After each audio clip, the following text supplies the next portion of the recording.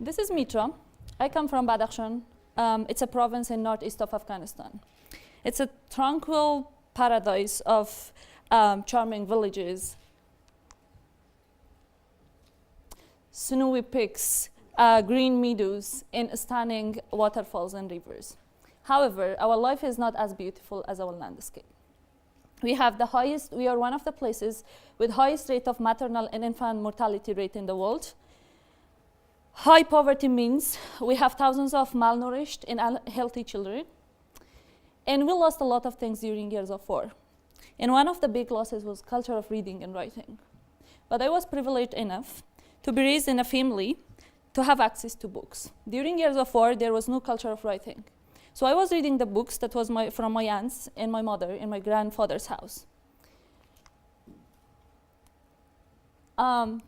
But these disadvantages become an advantage when I joined Civil and Liberal Initiative for Peace as executive director.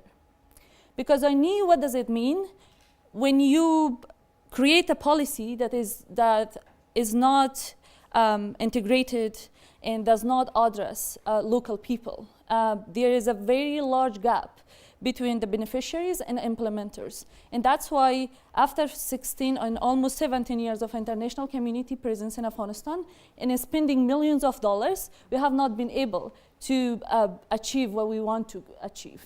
Many of NGOs projects have not been successful. So we wanted to design a project, and actually we started designing a project to eliminate bad, a practice in Afghanistan where they exchange in marriage young virgin girls to victims' family to make a peace resolution. The girl is suffer and is punished for a crime that she has not suffered. And it was hard to eliminate that because since 2001, international community with millions of dollars have worked a lot to make sure people go to and prefer formal legal systems, but they didn't. So people go to the informal local councils where the local elders make those decisions. So we had to address many different problems. The first one was we have law, but people don't abide by that. How we can make sure that local people get the lead, that local people engage in our practice. So we appointed one legal advisor to each local council and central provinces of Afghanistan in 9 districts, honestly. And, but the problem was one legal advisor was not able to convince people to abide by law because we wanted to make sure that the people believe in women's right to see it as a value, so our project be long-lasting beyond funds when we are done, so the people take the lead.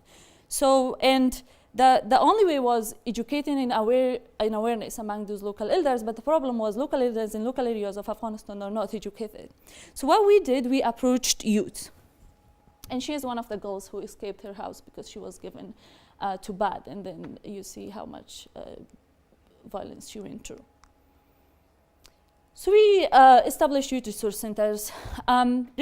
Resource centers are like small libraries where we provide legal books, magazines, and also free internet that the youth can come and study there. So then they utilize that knowledge to communicate and dialogue in their communities and make their parents understand about women's rights in existing legal bases in Sharia or Islamic laws and civil law of Afghanistan about women's rights. Luckily, it was very successful because by now we have 2,000 registered members and we have 566 other participants who periodically visit our centers monthly. But how I saw the result of this, our work.